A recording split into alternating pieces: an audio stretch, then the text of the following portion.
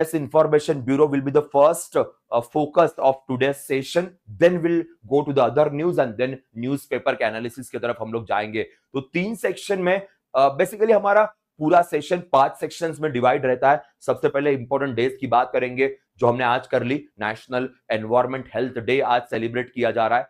Then some MCQs for the revision purposes, then PIB, then other news, and then some newspaper related news. So सबसे पहला news आपके सामने from the PIB ये रहा. The first news is very important, especially those who are giving the exams related to the agriculture banking or the agriculture finance. So final estimate of major agriculture crops for 23-24.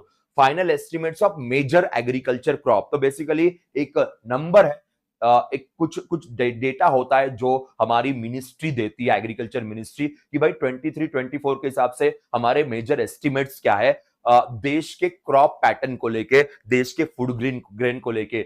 इसके ऊपर या इसके around ना सवाल हर साल आते हैं कि एग्जैक्टली क्या सिनारियो है. ध्यान दीजिए, food grain production 322.98 lakh metric ton की यहां पे बात की जा रही है. सो काफी बड़ा नंबर है फूड प्रोडक्शन को लेके. ओके, पहला. दूसरा, record rice production 1378.25 LMT. Then wheat production 1132.92 LMT and record production of the rapeseeds and the mustards 132.59 LMT.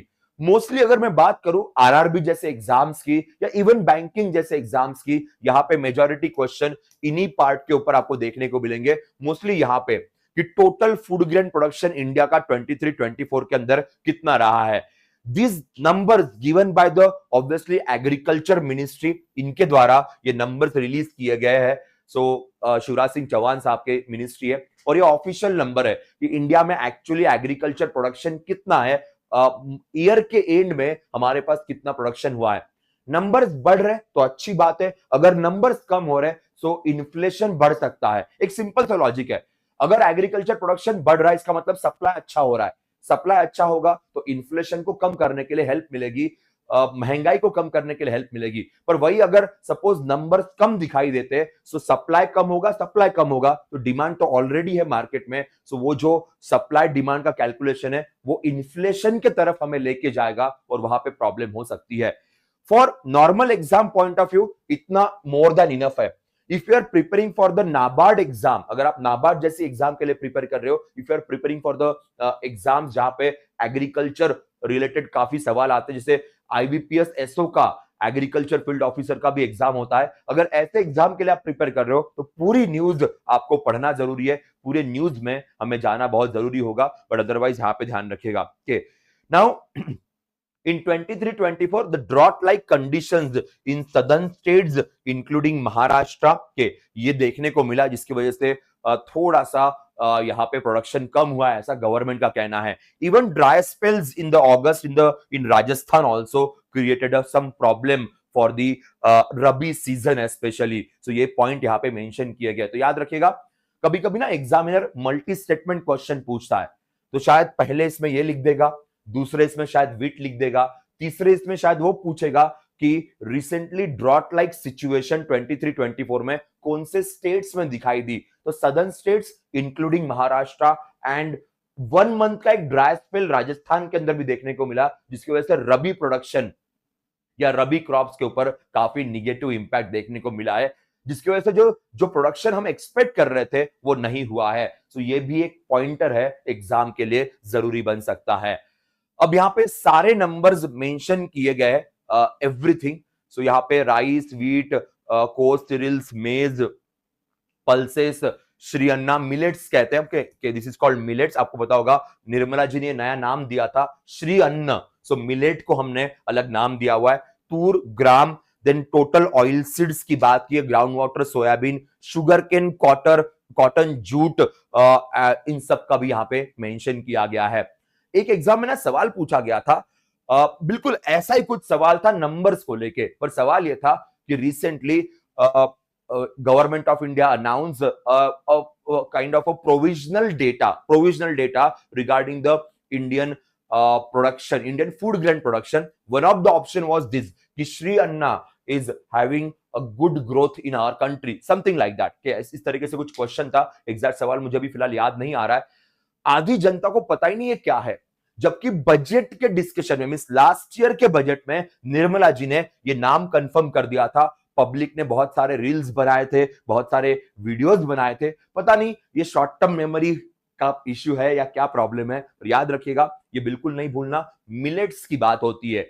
हमने last year international year of millets मनाया। इंडिया मिलेट्स के प्रोडक्शन में सबसे स्ट्रॉन्गेस्ट कंट्री है, तो उसी के एंगल में ये एक नाम नया दिया गया है गवर्नमेंट के द्वारा। एक सवाल पूछूं, देखते कितने लोगों की मेमोरी थोड़ी सी शार्प है, थोड़ी सी अच्छी मेमोरी है। श्री अन्ना को लेके या मिलेट को लेके एक्सलेंस सेंटर किस शहर में ओपन किया गया है, किस शहर में बनाया गया है, एक बार कमेंट सेक्शन में डाल दीजिएगा कि श्री अन्ना को लेके हमारे देश में एक्सलेंस सेंटर किस सिटी में क्रिएट किया गया है, एक बार जल्दी बता दीजिएगा। देखते कितने लोग आंसर करते हैं इस चीज के बारे में। यस गाइज, एनीवन इसको याद है? नहीं, गूगल नहीं करना है, एआई को नहीं पूछना है, अपने दिमाग के ऊपर प्रेशर देना है। एग्जाम में एआई नहीं आएगा, एग्जाम में गूगल नहीं आएगा, के एग्जाम में जो आंसर करने हैं आप ही को करने हैं।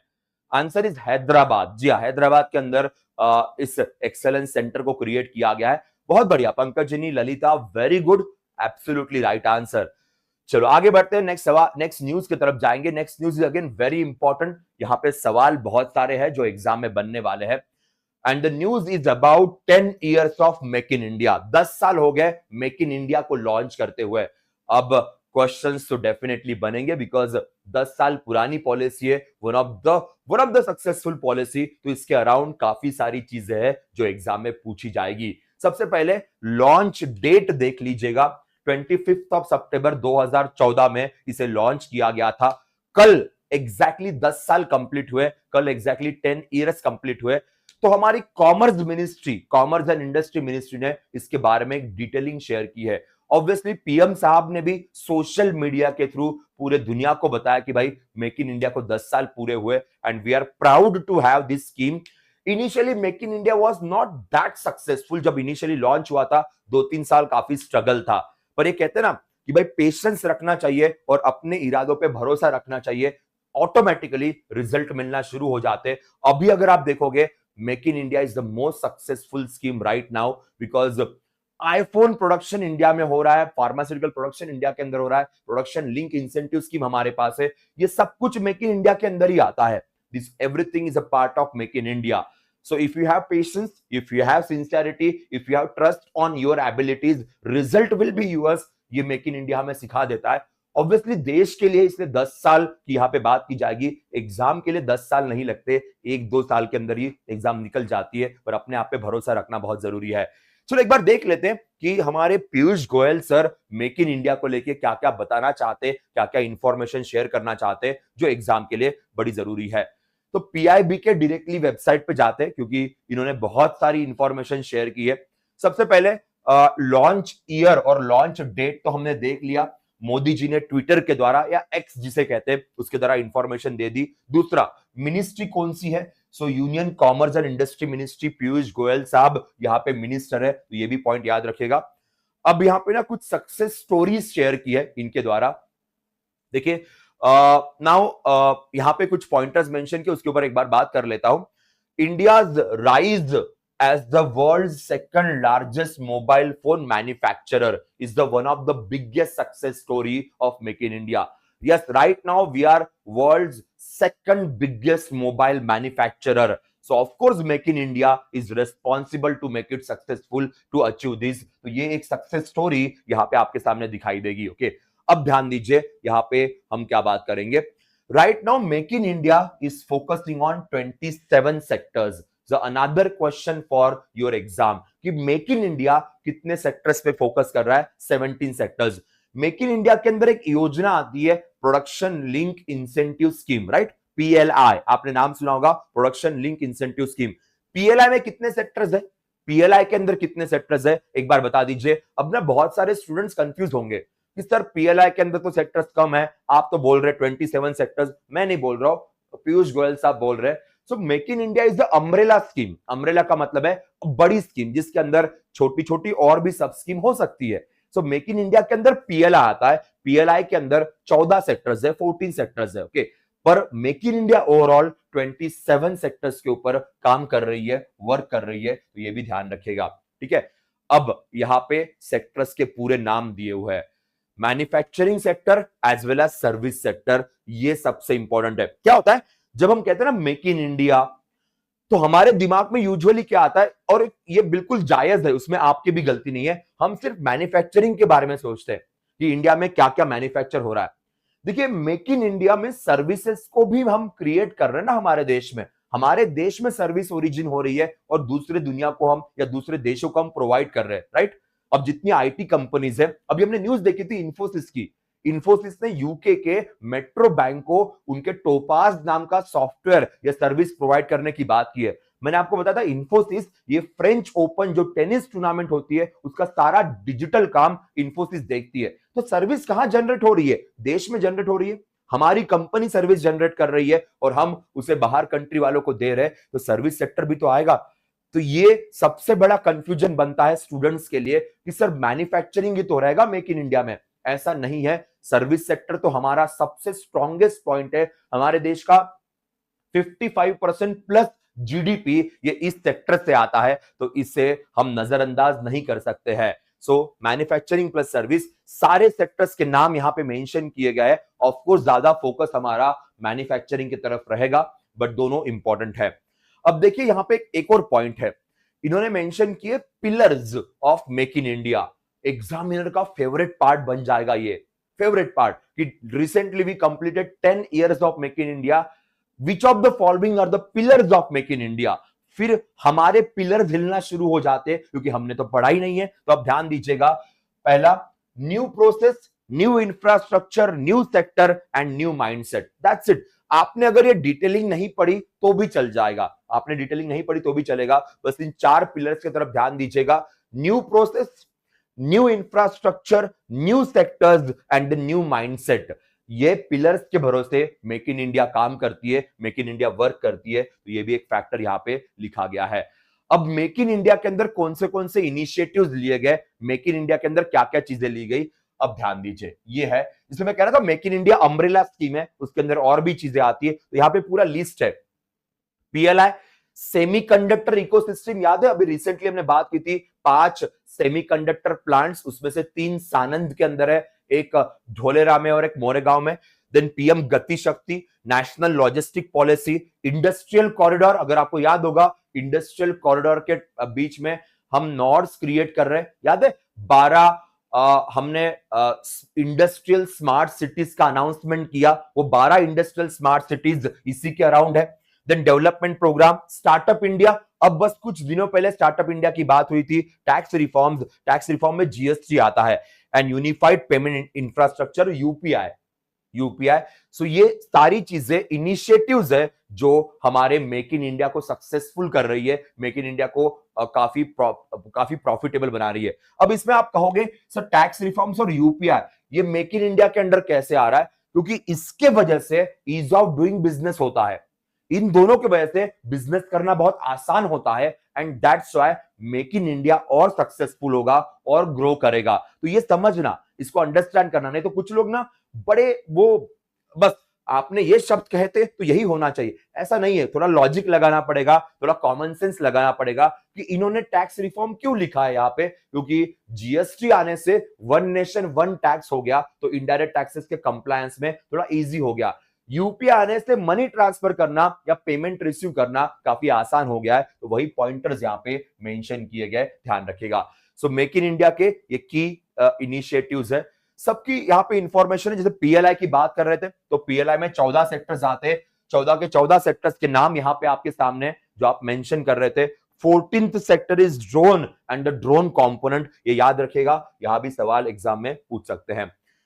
तो दोस्तों यही सारी इंफॉर्मेशन है एग्जाम पॉइंट ऑफ व्यू के। So this is all about our make in India. देखिए यूपीआई का success story regarding the make in India वो भी यहाँ पे मेंशन किया गया है, एंड एफडीआई रिकॉर्ड्स, अब ये सबसे बड़ा है। 2014-15 में FDI was 45.14 billion dollars, now 23-24 $70.95 billion dollar is the FDI. सबसे बेस्ट एफडीआई हमने 2021-22 में आया था देश में 84.83 बिलियन डॉलर 21-22। अभी अगर 23-24 की बात करते हैं 70.95 billion dollar is the FDI, foreign direct investment. Make in India में हम बाहर कंट्रीज के कंपनीज को बुला रहे हैं कि इंडिया में आइए और इंडिया में काम करना शुरू कीजिए, इंडिया में प्रोड्यूस करना शुरू कीजिए, वही फैक्टर है। सबसे ज्यादा एफडीआई हमें सिंगापुर देती है, ये भी हम लास्ट टाइम डिस्कस कर लिए थे। So that's the case regarding this news. And ease of doing business में इंडियाज रैंक इन 2019 इज 63, 2019 में। अब आप कहोगे सर 2024 का रैंक कहां पे है? मैं गारंटी देता हूं कोई ना कोई महान इंसान रहेगा, ये सुनने के बाद भी गूगल महाशय को पूछेगा या चलो बताइए 2024 में ईज ऑफ डूइंग बिजनेस में इंडिया कहां है, और गूगल तो उससे भी बड़ा वाला है, वो बता भी देगा। ठीक, पर आपको बताना चाहता हूं 2019 के बाद 2019 के बाद वर्ल्ड बैंक ने ये रैंकिंग देना बंद कर दिया है। वर्ल्ड बैंक फिलहाल ये रैंकिंग नहीं दे रही है।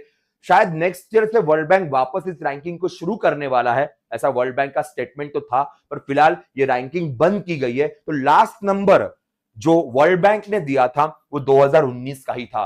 तो बिल्कुल भी गड़बड़ मत करना, नहीं तो पता चला कहां कहां से निकाल के लेके आओगे, खुद ईज ऑफ डूइंग बिजनेस का रैंक बना दोगे और सबको शॉक कर दोगे। तो डोंट डू दैट। सो 2019 का रैंक आपके सामने 63, that will be the case.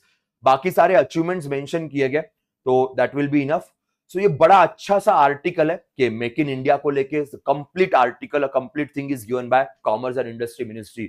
Those who are giving the exams जहां पे डिस्क्रिप्टिव पेपर आते हैं, जैसे आरबीआई ग्रेड बी में डिस्क्रिप्टिव पेपर आता है, अगर उन्होंने पूछ लिया make in India and the success story, आपके पास पूरा आंसर है, पूरा का पूरा आंसर है। ऑब्वियसली इतना बड़ा तो आप नहीं लिखोगे, इतना कॉपी पेस्ट नहीं करना है, इसमें से कुछ पॉइंटर्स आप यूज कर सकते हो। अगर आप यूपीएससी जैसी एग्जाम के लिए जा रहे हो जहां पे मेंस में आंसर राइटिंग होती है, वहां पे भी आपके लिए हेल्पफुल है।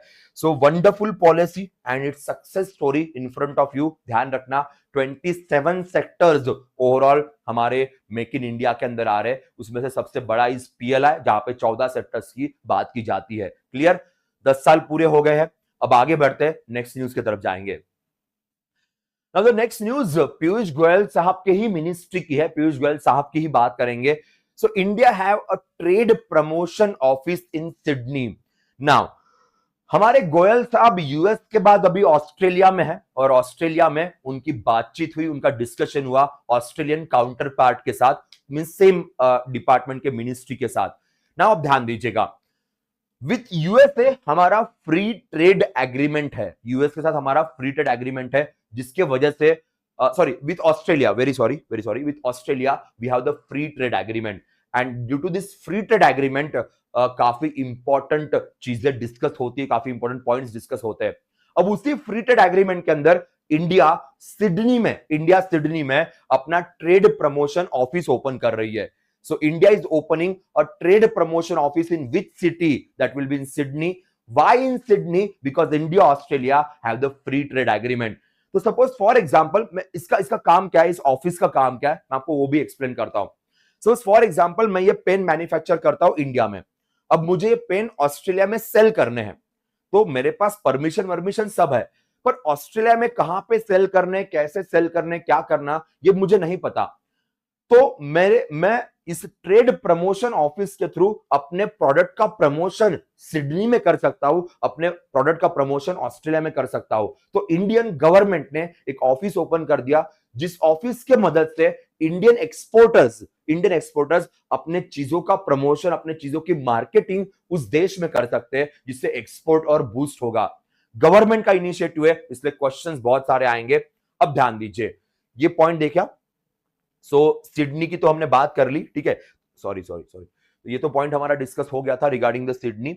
सो इसमें एक चीज डिस्कस करनी है हमें कि इस ऑफिस में कौन कौन काम करेगा इंडिया की तरफ से। तो इन्वेस्ट इंडिया नाम की हमारी पॉलिसी है, इंस्टीट्यूशन भी है, इन्वेस्ट इंडिया नाम से इंस्टीट्यूशन भी है गवर्नमेंट ऑफ इंडिया का। इसके अलावा एनआईसीडीसी, ईसीजीसी और other officials related to the trade and tourism along with the private sector representative, CII, confederation of Indian industry. ध्यान दीजिए, invest India, then NICDC, national industrial corridor development corporation, then ECGC, export credit guarantee corporation of India, सबको पता है।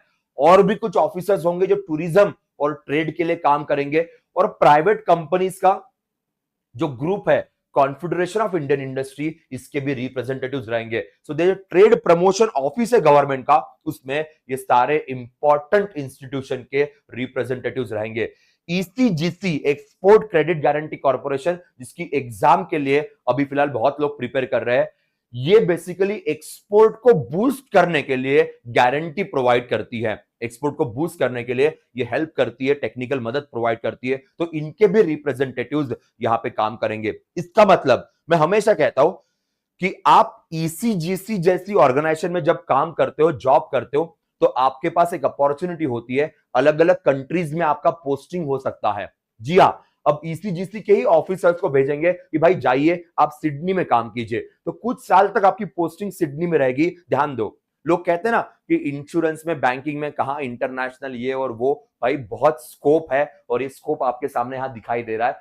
और ये पहली country नहीं है जहां पे ECGC अपने एम्प्लॉयज को भेज रही है, और भी कंट्रीज में बिल्कुल पोस्टिंग होती है। तो इसीलिए कहता हूं कि ऐसी एग्जाम्स देना बहुत अच्छा होता है, बहुत बेनिफिशियल होता है। Anyways, it's all up to you. अभी एग्जाम के लिए ध्यान रखना, सिडनी में ऑफिस है, इंडिया के कौन से रिप्रेजेंटेटिव्स यहां पे रहेंगे, ये भी गोयल साहब ने मेंशन कर दिया। अब दूसरी चीज, इंडिया ऑस्ट्रेलिया का एक टारगेट है कि बाय 2030 $100 बिलियन का ट्रेड करना है।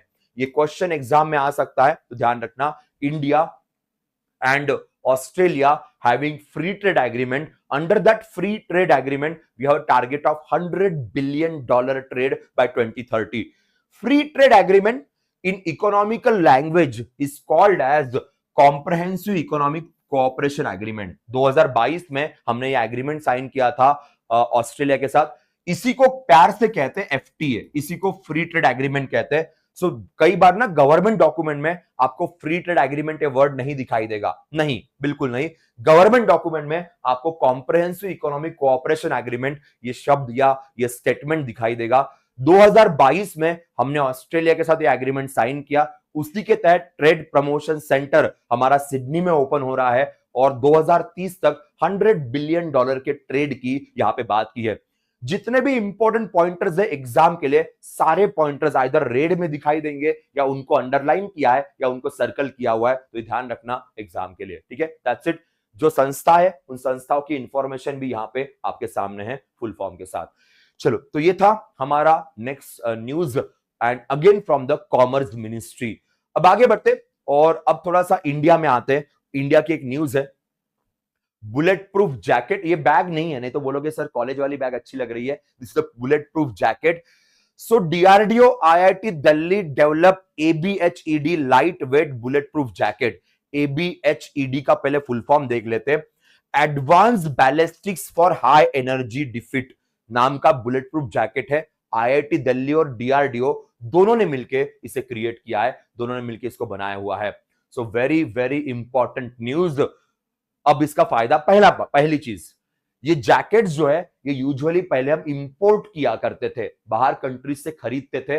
अब इसका मैन्युफैक्चरिंग कहां पे होगा, हमारे देश में। तो सबसे पहले मेक इन इंडिया, अभी बात कर रहे थे मेक इन इंडिया, आत्मनिर्भर भारत, आत्मनिर्भर डिफेंस, उसका बेस्ट एग्जांपल है कि DRDO और IIT दिल्ली दोनों ने मिलकर इन बुलेट प्रूफ जैकेट्स को क्रिएट किया। फुल फॉर्म ध्यान रखेगा, advance ballistics for high energy defeat. तो क्वेश्चन यहां पे डेफिनेटली आएगा, कौन सी IIT इन्वॉल्व है, ये तो फेवरेट क्वेश्चन है, फेवरेट क्वेश्चन है, 100% आना है। और पब्लिक बड़ी गड़बड़ करके आएगी, बड़ी मिस्टेक्स करके आएगी, ये तो मैं अभी लिख के देता हूं, इसलिए आप रिवाइज अच्छे से करना ताकि गड़बड़ ना हो। अब इसमें कुछ पॉइंटर्स डिस्कस करते हैं, ध्यान दीजिए। सबसे पहले 8.2 kg and 9.5 kg of different BIS levels. Okay, तो वजन की बात करेंगे क्योंकि बुलेट प्रूफ जैकेट है, उसमें काफी चीजें भी रखनी है, तो इसका जो मिनिमम पॉसिबल वेट है 8.2 kg टू 9.5 kg के आसपास रहेगा। थोड़ा वजनदार तो होता है, ऑब्वियसली वो कैरी करके भागना दौड़ना, यही तो सारी ट्रेनिंग हम मिलिट्री वाले हमारे पर्सोनल करते हैं, सो एक फैक्टर है। दूसरा, jacket been created from the polymers and indigenous boron carbide ceramic material. ये चीज भले मैंने यहां पे रेड में डाल के रखी होगी, पर मैं एग्जाम के लिए कहूंगा, अगर हम बैंकिंग के लिए प्रिपेयर कर रहे हैं, इतना डिटेलिंग करने की जरूरत नहीं है कि no one is going to ask in the banking exam कि भाई जैकेट कौन से मटेरियल से बनाया हुआ है, नहीं के वही अगर कोई और एग्जाम में जैसे डिफेंस ओरिएंटेड एग्जाम्स होगी तो शायद ये सवाल आपके लिए बन जाएगा, but not for our exam. DRDO defence research and development organisation, Sameer Kamat sir head है, इंचार्ज है, और मैं बात कर रहा था कि आईआईटी दिल्ली के साथ ये हमारा एग्रीमेंट साइन हुआ है। That's it, that will be enough, nothing more than this. इतना एग्जाम के लिए सफिशिएंट है हमारी एग्जाम के लिए। यहां पे आते हैं, एक पेड़ मां के नाम, सबको पता है कि शायद आपने भी अपने मां के नाम एक पेड़ जरूर लगाया होगा। अब ये कैंपेन गवर्नमेंट ऑफ इंडिया का कैंपेन है, मोदी जी ने इस कैंपेन की शुरुआत की थी एनवायरमेंट डे के दिन। तो जल्दी से एक बार कमेंट सेक्शन में बता दीजिए एनवायरमेंट डे कब आता है, क्योंकि एनवायरमेंट डे के दिन मोदी जी ने एक पेड़ मां के नाम इस कैंपेन की शुरुआत की थी, राइट। अब इस कैंपेन के अंदर 80 करोड़ सैंपलिंग्स हमने लगा दिए हैं। एक्चुअली गवर्नमेंट का टारगेट ये था सितंबर एंड तक 80 करोड़ सैंपलिंग्स लगाने हैं इस योजना के अंदर, मींस 80 करोड़ प्लांट्स लगाने हैं इस योजना के अंदर सितंबर एंड तक। सितंबर एंड होने को 5 दिन बचे थे और तभी हमने ये टारगेट पूरा कर लिया, मींस 25 ऑफ सितंबर को ही ये टारगेट पूरा हो गया है। समय से पहले टारगेट पूरा करना is amazing for our country. ने तो नॉर्मली समय से पहले पढ़ाई करना, समय से पहले टारगेट पूरा करना, समय से पहले असाइनमेंट पूरा करना, ये हमारे खून में ही नहीं है, पर इन्होंने करके दिखाया, तो काबिले तारीफ है, नो डाउट अबाउट दैट। याद रखना 80 करोड़ सैंपलिंग्स, 80 करोड़ प्लांट्स का टारगेट था एंड टारगेट पूरा कर लिया है। 5 ऑफ जून एनवायरमेंट डे के दिन मोदी जी ने इस योजना की शुरुआत की थी और सितंबर तक इस योजना को इंप्लीमेंट किया जाएगा, ऐसे कहा गया था।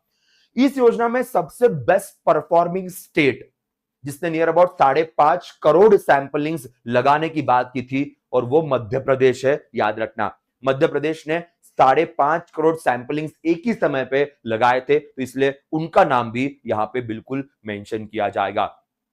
बाकी तो इजी है, बाकी सारे पॉइंटर्स हमने डिस्कस कर लिए। So world environment day 5 of June, ये हमारी बात हो गई है। देन सैंपलिंग्स जो है वो 80 करोड़ बाय द सितंबर 2024, तो ये टारगेट हमने 5 दिन पहले ही अचीव कर लिया, तो ये एक अच्छी बात है। दूसरा, campaign aims for halting land degradation and eco restoration for degradable land parcels. अब ये ध्यान दीजिएगा, ये एक इंपॉर्टेंट फैक्टर है। एग्जामिनर बड़ा खतरनाक इंसान है, उसको पता है बच्चों ने ये पढ़ लिया, उसको पता है इसके बारे में सब डंका पीट रहे, वो बोलेगा बेटा ये जो एक पेड़ मां के नाम है ये क्यों शुरू हुआ था, उसके पीछे क्या रीजन था। अब पब्लिक यहां पे फिर खत्म है, पब्लिक कहेगी सर CO2 एमिशन कम करना है ना 2070 तक, इसके लिए अभी से पेड़ लगा रहे थे ताकि 2070 तक ये पेड़ CO2 एमिशन कम करे। ऐसा बोलने वाले भी मिल जाएंगे और बहुत ज्यादा मिलेंगे, अलग कॉन्फिडेंस के साथ। गवर्नमेंट का मोटो ये है कि जो ना बैरन लैंड होती है, जहां पे लैंड सॉइल डिग्रेडेशन होता है, उसे रोकना, क्योंकि पेड़ लगाएंगे तो पेड़ के जो रूट्स होते हैं उसे होल्ड करके रखेंगे, तो उसी पर्पस के लिए halting the land degradation and eco restoration of degraded land parcels, ये मेन मोटो है। तो पेड़ यहां वहां मत लगाते घूमिए, पेड़ उन जगहों पे लगाना है जहां पे लैंड डिग्रेडेशन को रोका जाए, उनको कंट्रोल में रखा जाए, ठीक है। तो ये पॉइंट जरूर है, इंपॉर्टेंट है एग्जाम के लिए, तो यहां पे भी फोकस रखिएगा, ठीक है। सो ये था हमारा न्यूज जहां पे successfully we achieved the target of 80 crore samplings under एक पेड़ मां के नाम। Now the next, climate and health solutions India conclave jointly organised by ministry of health and family welfare, government of India and Asian development bank. अब इस news में ज्यादा detailing करने की जरूरत नहीं है, एक कॉन्फ्रेंस है, वो कॉन्फ्रेंस इंडिया में ऑर्गेनाइज की गई jointly by health and family welfare ministry as well as Asian development bank, दोनों ने मिलकर इसे ऑर्गेनाइज किया। क्लाइमेट एंड हेल्थ सॉल्यूशन, आज हम एनवायरमेंटल हेल्थ डे ऑब्जर्व कर रहे हैं, आप समझ गए होंगे।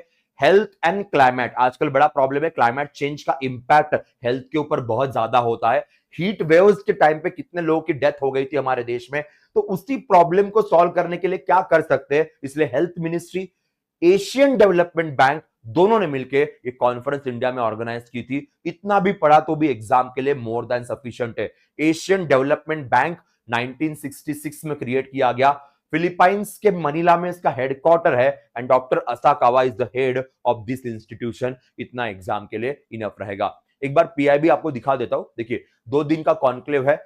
हमारे हेल्थ मिनिस्ट्री के सेक्रेटरी अपूर्व चंद्रा सर यहां पे प्रेजेंट थे क्योंकि हेल्थ मिनिस्ट्री को यही रिप्रेजेंट कर रहे थे। तो यहां पे हमारे हेल्थ मिनिस्टर नहीं है, हमारे हेल्थ सेक्रेटरी है। इसके अलावा एक और बड़ा नाम है, that is Amitabh Kant sir. Amitabh Kant sir G20 के हमारे देश के शेरपा है, हमारे देश के शेरपा है G20 के, तो ये भी यहाँ पे प्रेजेंट है।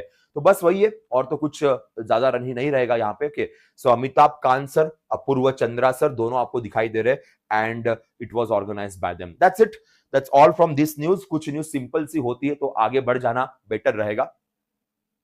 ये एक इंपॉर्टेंट न्यूज है हमारे लिए। Union health ministry releases national health account estimates for 2021-22 के। अब ये बहुत जरूरी है। हेल्थ मिनिस्ट्री ने नेशनल हेल्थ अकाउंट्स एस्टिमेट्स का इंफॉर्मेशन दिया है। थोड़ी देर पहले हमने एग्रीकल्चर मिनिस्ट्री का फूड या ग्रेन्स एस्टिमेट का डेटा देखा, लास्ट ईयर का 23-24 का। इन्होंने हेल्थ का डेटा दिया है। अगेन ये डेटा लास्ट ईयर का नहीं है, ये 2021 टू 21-22 का यहां का डेटा है। ठीक है, यहां पे थोड़ा सा लैग है। हेल्थ मिनिस्ट्री के डेटा में अभी भी हमारे देश में लैग है, वो डेटा तुरंत एक एक साल का नहीं आता। इसी का फायदा एग्जामिनर उठाता है और सवाल पूछता है कि रिसेंटली हमारी गवर्नमेंट ने नेशनल हेल्थ एस्टिमेट का जो डेटा दिया वो कौन से साल का दिया। अब हम कई बार सोचते भाई हम 2024 में रह रहे हैं तो 23 का दिया होगा, 22 का, एट द मैक्स 22 का दिया होगा। तो यहाँ पे डेटा में थोड़ा सा लैग है, ये ध्यान रखिएगा। अब ये डेटा क्या है, एक बार इसके ऊपर भी मैं बात कर लेता हूं, ध्यान दीजिएगा। सबसे ये बस ऊपर के पॉइंट देखिए, बाकी नहीं पढ़ा तो भी चलेगा। Decline in out of pocket expenditure of total health expenditure from 64.2 to 39.4% reflects a very positive indicator. अब ध्यान दीजिए, ये बहुत जरूरी है। आउट ऑफ पॉकेट एक्सपेंडिचर का मतलब क्या होता है, मैं जूम कर देता हूं। आउट ऑफ पॉकेट एक्सपेंडिचर पहले 64% था, अभी 39% हो गया। आउट ऑफ पॉकेट एक्सपेंडिचर का मतलब यह होता है, जैसे फॉर एग्जाम्पल मेरा हेल्थ इंश्योरेंस होगा, सपोज खुदा ना खास्ता कुछ हो गया और मुझे हॉस्पिटल में एडमिट करना पड़ा। मेरा हेल्थ इंश्योरेंस है तो मुझे या मेरे फैमिली को जेब से पैसे निकालने की जरूरत नहीं है, हेल्थ इंश्योरेंस से ही मेरी ट्रीटमेंट हो जाएगी। पर अगर मेरा हेल्थ इंश्योरेंस नहीं है तो आउट ऑफ पॉकेट एक्सपेंडिचर करना पड़ेगा, मुझे जेब में से पैसे निकाल के उनको देने पड़ेंगे। हेल्थ इंश्योरेंस है तो उसी में सब कुछ मैनेज होता है। तो जितने ज्यादा हेल्थ इंश्योरेंस बनेंगे उतना आउट ऑफ पॉकेट एक्सपेंडिचर कम हो जाएगा। आयुष्मान भारत में हमने 70 इयर्स एंड अबव वालों को इंक्लूड कर दिया, तो आउट ऑफ पॉकेट एक्सपेंडिचर देश का और कम हो जाएगा और रेड्यूस हो जाएगा। This is the achievement. ये अचीवमेंट है। 64% था, वहां पे 39% पे हम लोग आ गए हैं। सो इससे अच्छी बात तो ऑफकोर्स नहीं हो सकती है। जैसे 2023 के आसपास आएंगे ना, ये नंबर और कम होते हुए दिखाई देगा क्योंकि हमने बहुत सारी योजनाएं भी क्रिएट की है। दूसरा, Government's health expenditure share in the country's total GDP increased to 1.13% to the 1.84%। अब ध्यान दीजिए, ये बहुत जरूरी है। देश के जीडीपी का कितना परसेंट हम हेल्थ के ऊपर खर्च करते हैं। वेस्टर्न कंट्रीज उनके जीडीपी का 5%, 6%, कुछ कंट्रीज तो 10% हेल्थ पे खर्च करती है। हमारे देश में जीडीपी का हम काफी कम खर्च कर रहे थे, 1.13%, अब थोड़ा इंप्रूव हुआ है 1.84%। ये फेवरेट क्वेश्चन है एग्जामिनर का, फेवरेट क्वेश्चन कि हमारे देश का जीडीपी का कितना परसेंट हम हेल्थ पे खर्च करते हैं। 1.84%, अभी भी कम है, अभी भी कम है। हम अगर वेस्टर्न कंट्रीज से कंपेयर करें, we are spending very less, बहुत कम पैसा स्पेंड कर रहे हैं हम लोग हेल्थ के ऊपर। यार मिनिमम 2.5% या 3% के आसपास तो होना चाहिए, बट अनफॉर्चुनेटली पर नंबर बढ़ रहा है, number is increasing, that's the positive sign right now. तो ये भी एक फैक्टर यहां पे है। Then share of government health expenditure, government का हेल्थ एक्सपेंडिचर टोटल फिलहाल कितना है, तो गवर्नमेंट का पहले 29% एक्सपेंडिचर था, अब 48% है। मींस गवर्नमेंट ने हेल्थ एक्सपेंडिचर थोड़ा बढ़ा दिया है, इंक्रीज कर दिया है। तो 3 नंबर्स आपके पास है। आउट ऑफ पॉकेट एक्सपेंडिचर कम हो गया, ये पॉजिटिव साइन है, निगेटिव नहीं है, ये पॉजिटिव साइन है। जीडीपी फॉर हेल्थ इंक्रीज हुआ, ऑफ कोर्स पॉजिटिव साइन है। और गवर्नमेंट का जो खर्चा हेल्थ के लिए हो रहा था वो भी इंप्रूव हुआ, ये भी पॉजिटिव साइन है। तो ये तीनों साइंस हमारे लिए जरूरी है। ये रिपोर्ट वैसे है बहुत बड़ा, इस रिपोर्ट में और भी बहुत सारी चीजें लिखी हुई है, पर मैं आपको कहूंगा कि आपके एग्जाम के लिए इतने ये जो 3 पॉइंटर्स है, ये 3 पॉइंटर्स मोर देन इनफ है और कुछ करने की जरूरत नहीं है। सॉरी, एक और पॉइंटर रह गया, चौथा pointer, per capita government spending on health care triples. के सो जो पर कैपिटा मींस पर पर्सन जो हम स्पेंडिंग कर रहे थे वो भी ट्रिपल हो गई है, वो भी इंक्रीज हो गई है। वन लाइनर क्वेश्चन जो फेवरेट है ना, के per capita government spending on health care is, चलो ट्रिपल है, डबल है, 5th टाइम है, 6th टाइम है, के ये तो बड़ा फेवरेट क्वेश्चन है। मोस्ट ऑफ द जगह आपको शायद यही क्वेश्चन दिखाई देगा। पर again a very important news for the country, health sector is growing. So 2021-22 का ये डेटा है जो हेल्थ मिनिस्ट्री के द्वारा दिया गया कि एग्जैक्टली क्या सिचुएशन है। So health insurances are working very well, उसका एग्जांपल यहां पे देखने को मिला। सो वही है सारी इंफॉर्मेशन जो मैंने आपके साथ डिस्कस की, उसी की सारी जानकारी यहां पे है। सो नीति आयोग भी इस डेटा को क्रिएट करने में इंपॉर्टेंट था, नीति आयोग का भी सहभाग रहा है इस डेटा को बनाने के लिए।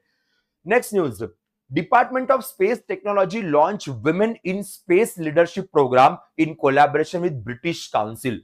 सिंपल स्ट्रेट फॉरवर्ड न्यूज, ज्यादा कोई दिमाग को टेंशन नहीं है, क्वेश्चन अगर आना है तो यही से आएगा कि डिपार्टमेंट ऑफ स्पेस ने रिसेंटली किसके साथ मिलके विमेन इन स्पेस लीडरशिप नाम का प्रोग्राम ऑर्गेनाइज किया था। तो ब्रिटिश काउंसिल जो इंडिया में काम करती है उनके साथ मिलकर प्रोग्राम ऑर्गेनाइज किया कि स्पेस के फील्ड में महिला और आनी चाहिए, महिलाओं की लीडरशिप और इंक्रीज होनी चाहिए। तो वुमेन एम्पावरमेंट का ये प्रोग्राम था, दैट्स इट, और कुछ नहीं है, इतना इनफ रहेगा।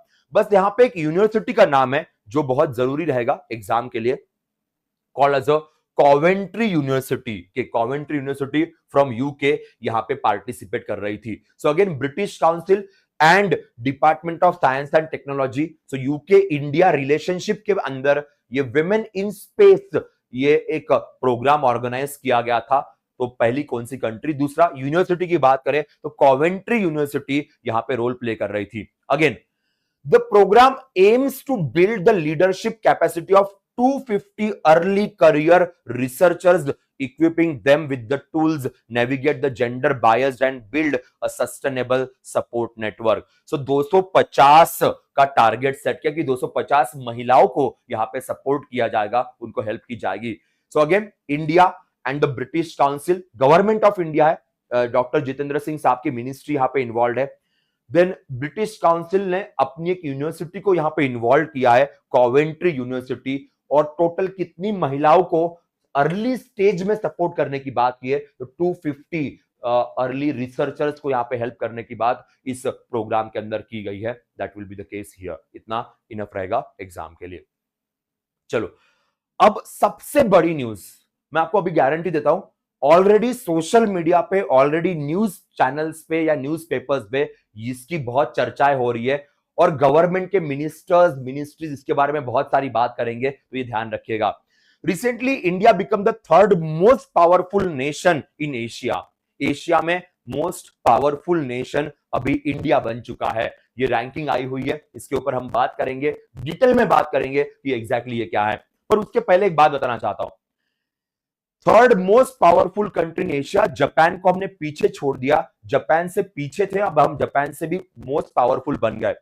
अब इस रैंकिंग में सिर्फ एशिया में काम करने वाले या सिर्फ एशिया में जो कंट्रीज है उनकी बात नहीं की गई है, इसमें यूएस भी है, क्योंकि यूएस हर जगह है, यूएस हर जगह घुसा रहता है। तो एशिया में भी यूएस का काफी ज्यादा वेटेज है, यूएस का काफी ज्यादा बातें होती है, हर जगह पे यूएस अपनी टांग घुसाता ही है। जैसे अभी हम बात करते क्वाड कंट्रीज में भी आ गया यूएसए के, या फिर जैसे फॉर एग्जांपल होगा इंडो पैसिफिक इकोनॉमिक फ्रेमवर्क के आ गया।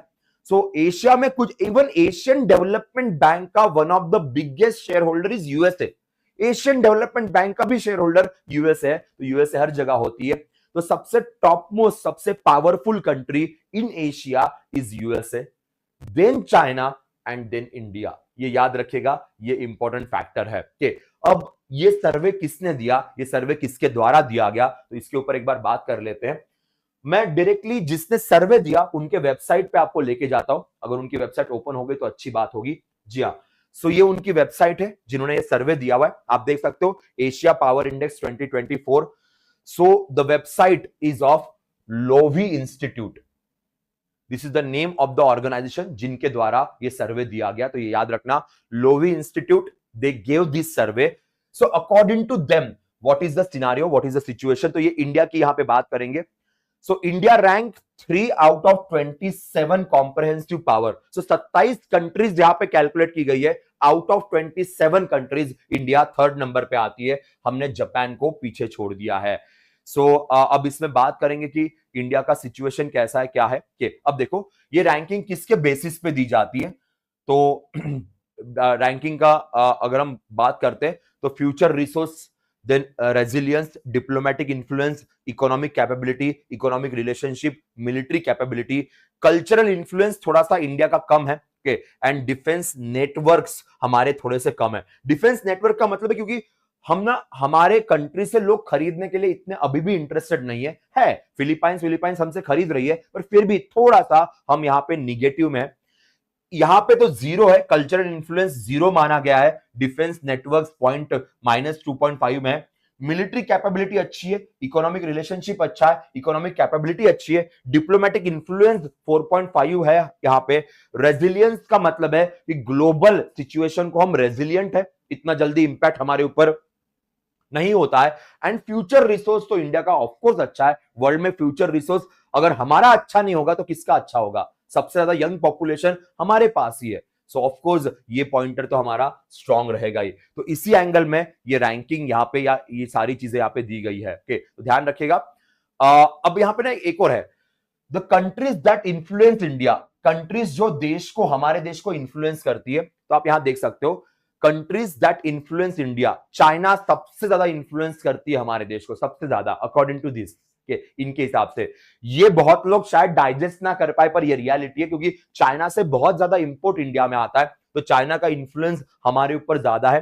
फिर यूएसए, फिर यूरोपियन यूनियन, फिर यूएई, फिर सऊदी अरेबिया के, जिनके साथ हमारा बिजनेस है ना, वही इन्फ्लुएंस शो करता है, क्योंकि चाइना के साथ सबसे ज्यादा ट्रेड है, तो ऑफकोर्स इन्फ्लुएंस ज्यादा होगा। फिर यूएस के साथ आता है, सो इसलिए इन्फ्लुएंस उस एंगल में है। नेबरिंग कंट्रीज की बात करेंगे तो neighbouring countries influence by India, countries जिनको इंडिया इन्फ्लुएंस करता है, नेपाल को बहुत इन्फ्लुएंस कर रहा है, श्रीलंका को, बांग्लादेश को, इंडोनेशिया को, म्यांमार को, तो इन कंट्रीज को हम बहुत ज्यादा इन्फ्लुएंस करते हैं। हम जिनसे इन्फ्लुएंस हो रहे उनके नाम यहां लिखे, हम जिनको इन्फ्लुएंस कर रहे हैं उनके नाम यहां पे मेंशन किए गए, तो ये भी ध्यान रखिएगा, ठीक है। तो यही सारी इंफॉर्मेशन यहां पे है, अलग अलग जगह पे हम कहां पे रैंक करते हैं वो सारी इंफॉर्मेशन यहां पे मेंशन की गई है। अब देखते हैं,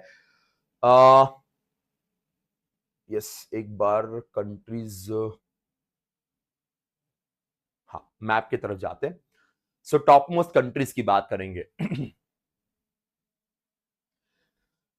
super powers, USA, China, third number पे India, then Japan, then Australia, then Russia, okay. तो ये कंट्रीज आपको दिखाई दे रही है, ओके। बाकी की रैंकिंग शायद हम नीचे नहीं जा पा रहे, कोई बात नहीं। सो this is the case over here, तो ये चीज हमारे पास है, तो याद रखिएगा। So US, China, India, Japan, तो ये कंट्रीज है।